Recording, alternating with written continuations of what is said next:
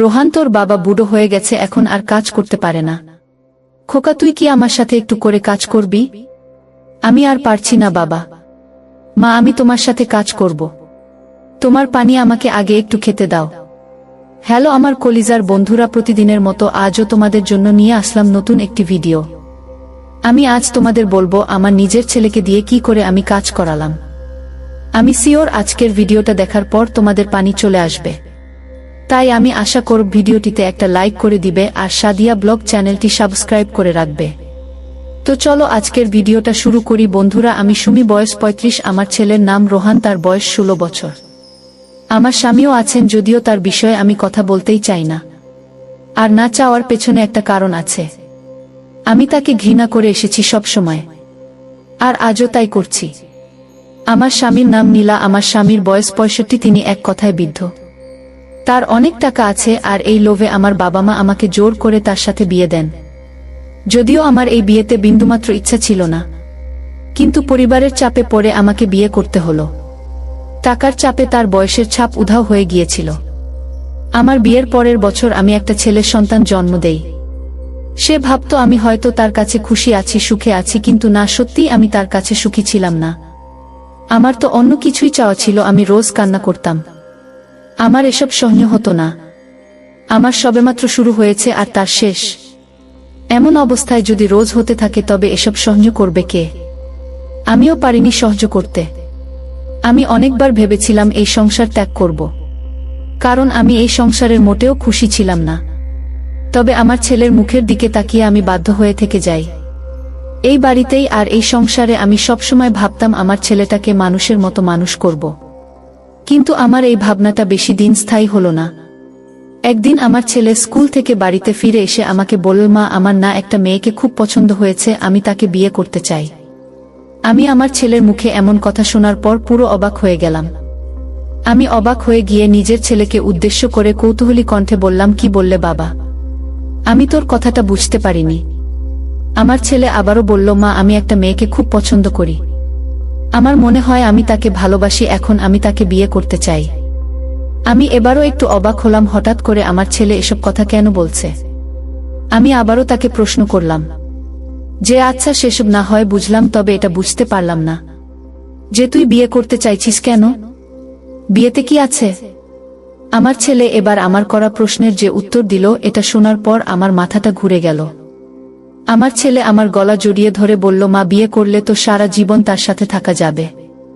আমি তোমাকে ভালোবাসি, তাই আমি তোমার সাথে সারাটা জীবন থাকতে চাই। আমি আমার ছেলের এমন কথা শোনার পর খিলখিল করে হেসে ফেললাম। আমার ছেলে রোহান কিন্তু মোটেও ছোট নেই। সে কিন্তু মোটামুটি বড় হয়েছে, তবু সে এখনো কিছুই বুঝে না। আমি খুশিতে গদগদ হয়ে গিয়ে আমার ছেলে রোহানের গালের উপর নিজের হাত রেখে আলতো করে তার গাল টেনে নিলাম আর নিজের বুকের সাথে জড়িয়ে নিলাম। আমার এই ছেলেটার দিকে তাকিয়ে আমি বেঁচে আছি। আমার ছেলে রোহান আমার জীবনের শেষ ভরসা। আমি বেশ কিছু সময় ধরে আমার ছেলেকে নিজের বুকে রাখলাম। তারপর তাকে রেখে আমি চলে গেলাম রান্না করতে। যদিও রান্না করতে যাওয়ার আগে আমার ছেলেকে আমি বলে গেছি স্নান করে নিতে। রান্নাকরা শেষে খাবার খেয়ে নিব। আমি রান্নাঘরে গিয়ে আমার ছেলের জন্য ভাত আর কিছু সবজি নিয়ে খাবার টেবিলের উপর রাখলাম। আমার ছেলে রোহান একটা প্যান্ট পরে স্নান করে খাবার খেতে আসলো। আমি এই প্রথম আমার ছেলের দিকে তাকালাম। আমার ছেলের দিকে তাকাতেই আমার সারা শরীর কেমন যেন করে উঠল। আমি বুঝে উঠতে পারছি না যে আমার হঠাৎ করে এমন কেন লাগছে। আমি অপলক দৃষ্টিতে আমার ছেলের দিকে তাকিয়ে আছি। আমার ছেলে আমার সামনে এসে বসতেই আমাকে বলল, মা, খাবার দাও, খুব ক্ষুধা পেয়েছে। আমার ছেলের কণ্ঠস্বরে আমার কানে আসতেই আমার ঘোর কাটল। আমি আমার ছেলেকে খাবার এনে দিতেই সে আপন মনে খাবার খেতে লাগলো। আমিও নিজের ছেলের উপর ভরসা করতে লাগলাম যে একদিন আমার ছেলে আমার সকল আশা পূরণ করবে। সকালবেলা প্রতিদিনের আমার চোখের পাতা ভিজেই থাকত। আমি এমন কোনো সকাল দেখিনি যে সেই সকালে আমার চোখের পাতা শুকনো ছিল। আমার চোখের পাতা ভিজে দেখে আমার ছেলে আমাকে প্রশ্নসূচক কণ্ঠে বলল, মা, তোমার চোখে পানি কেন? কি হয়েছে? বাবা কি তোমায় কিছু বলেছে? আমার ছোট্ট ছেলে এত কিছু বোঝার বয়স তার হয়নি, তাই আমি তাকে বেশি কিছু বললেই সে আমার কিছু বুঝতে পারবে না। তাছাড়া আমার স্বামীর আর আমার মাঝে থাকা সমস্যা আমি আমার ছেলেকেও বলতে চাইছি না। আমি নীরব হয়ে থাকলাম। আমার ছেলে আমাকে নিশ্চুপ দেখে আবারও প্রশ্ন করল, কি হয়েছে মা? তোমার আমি রোজ দেখি সকালবেলা তুমি কান্না করতে থাকো, আর রাতের বেলা বাবা তোমাকে বকতে থাকে। কি হয়েছে মা, আমাকেও বলবে না তুমি?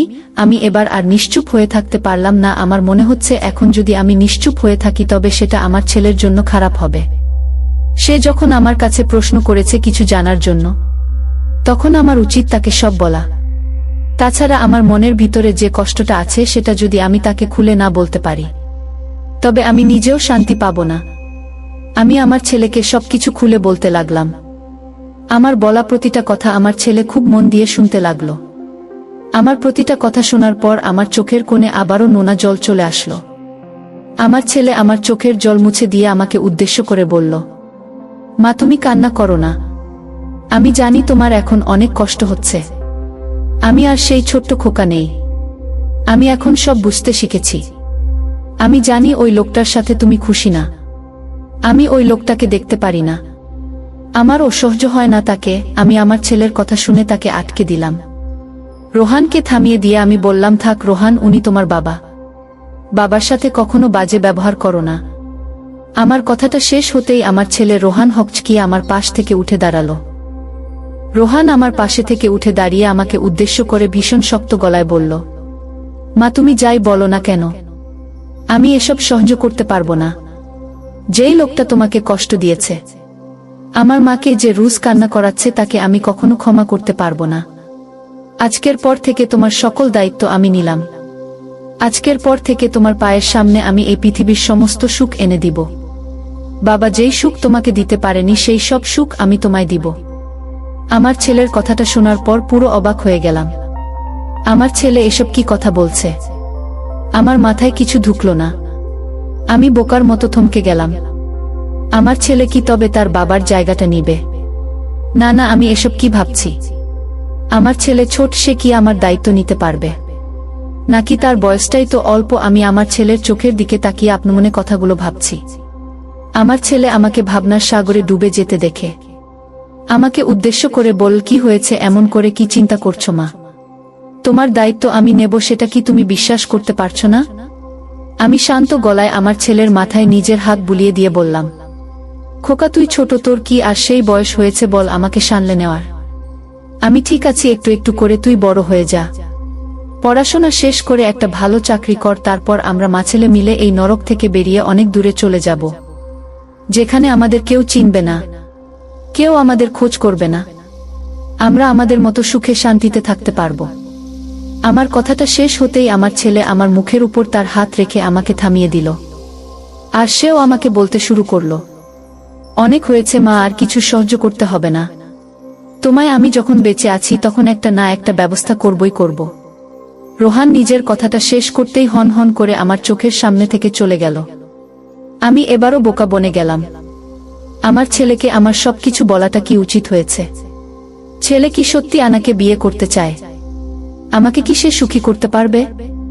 আমরা বিয়ে করলে এলাকার মানুষ কি বলবে? এবার কেন যেন আমার ভীষণ চিন্তা হতে লাগলো নিজের ছেলের জন্য। আমার ছেলে হয়েছে একদম আমার মতো, একটু বেশি মাথা গরম। একবার যেটা করবে বলে ফেলে, সেটা করার পর সে দম নেই। আমি আর কি করব, মাথা ভর্তি একগাদা চিন্তা নিয়ে দিন কাটালাম। বিকেলের দিকে অর্থাৎ সন্ধ্যার আগ মুহূর্তে রোহান বাড়ি ফিরল। রুহানের হাতে আছে একটা প্যাকেট। রোহান আমার সামনে এসে দাঁড়াতেই আমাকে উদ্দেশ্য করে বলে উঠল, মা সেই কখন থেকে তোমাকে ডেকে চলেছি, কোনো সাড়া শব্দ নেই কেন তোমার? আমি রোহানের হাতের দিকে দৃষ্টিপাত করতেই খানিক অবাক হয়ে গেলাম। রোহানের হাতে এসব কি জিনিস? আমি কৌতূহলী কণ্ঠে রোহানকে বললাম, এই তো বাবা, শুনতে পাইনি। কি হয়েছে, কেন দেখেছিস বাবা, কি হয়েছে? আর তোর হাতে এইসব কি জিনিস? আমার ছেলে আমার প্রশ্নের বিপরীতে খুশিতে গদগদ হয়ে গিয়ে আমাকে বলল, এই দেখো তোমার জন্য এটা নিয়ে এসেছি, তোমার খুব পছন্দ হবে, একবার পরে নাও। আমি আমার ছেলের মুখ থেকে এমন কথা শোনার জন্য মোটেও প্রস্তুত ছিলাম না। আমি অবাক হয়ে গেলাম ভীষণ। আমার ছেলে কোথায় স্কুলে না গিয়ে কিনা আমার জন্য এসব নিয়ে এসেছে। আমি খানিক অভিমানী কণ্ঠে রোহানকে উদ্দেশ্য করে বললাম, তুই স্কুলে না গিয়ে কোথায় ছিলি আজ সারাদিন?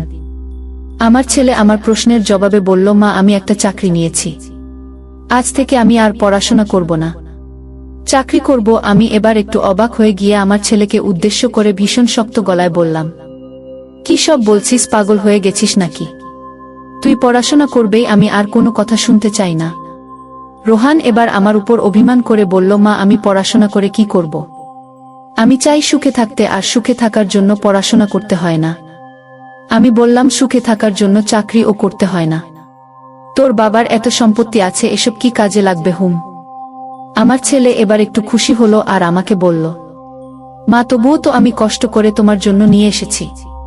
তুমি যদি এটা পড়ো তবে আমার মনটা শান্তি পাবো।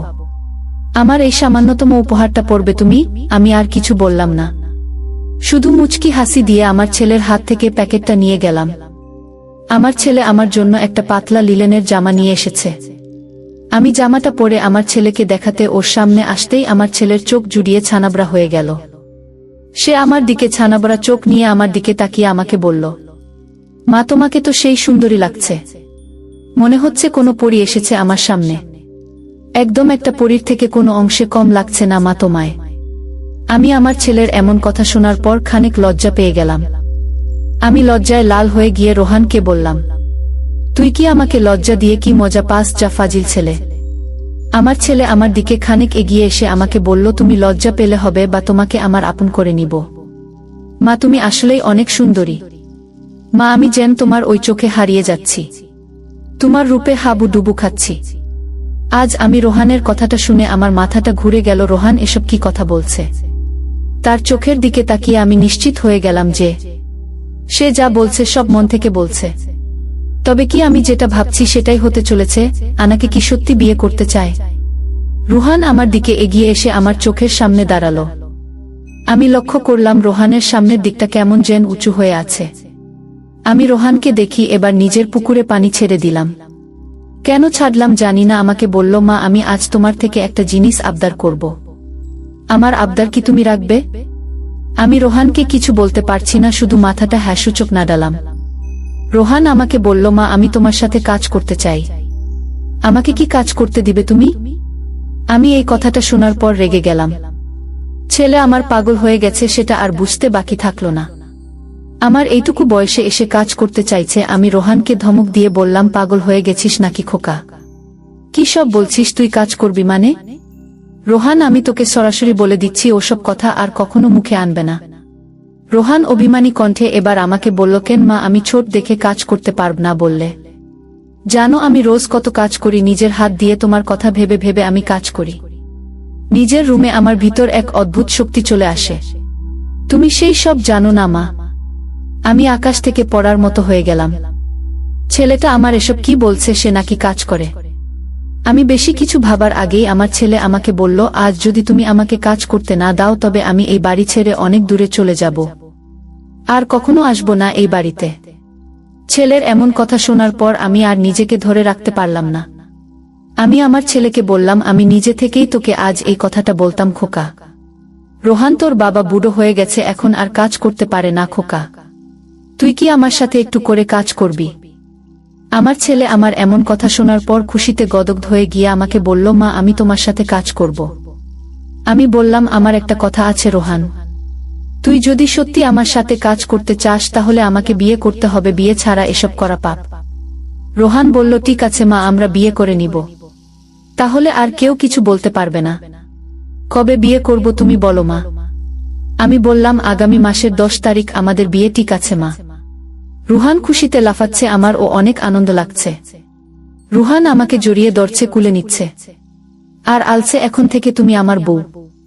রোহান আমাকে বলছে, মা 10 তারিখ তো অনেক দেরি আছে, আমি এতদিন থাকতে পারবো না। তাহলে কি করবি? মা একবার কাজ করতে চাই। আমি বললাম, না রোহান, এখন পাপ হবে, বিয়ের পর যা ইচ্ছা করবে তখন আমি তোমার বউ হয়ে যাব। কিন্তু রোহান আমাকে বারবার রিকোয়েস্ট করতেছে, প্লিজ প্লিজ মা, শুধু একবার করব। এরপর আমি বললাম, ঠিক আছে তাহলে শুধু একবার পড়তে পারো, আসো। রোহান খুশুতে আত্মহারা, মা তোমার পানি আমাকে আগে একটু খেতে দাও। আমি আর অপেক্ষা করলাম না। আমার আদরে ছেলেটাকে আমি আমার সব পানি তাকে দিয়ে দিলাম আর বললাম, খা বাবা। পানি খেয়ে কাজ করতে শুরু করে দিল। এখন আমি আর আমার ছেলে খুব খুশি। 10 তারিখ আমাদের বিয়ে হলো। আমাদের জীবন থেকে সেই বুড়ো লোকটা যেন হারিয়ে গেল। এখন থেকে আমাকে আর রোজ কান্না করতে হয় না। আমাদের মা ছেলের সুখের দিন শুরু হলো। বন্ধুরা, কেমন লাগলো আমাদের মা ছেলের ভিডিওটি কমেন্ট করে জানিয়ে দাও। ধন্যবাদ।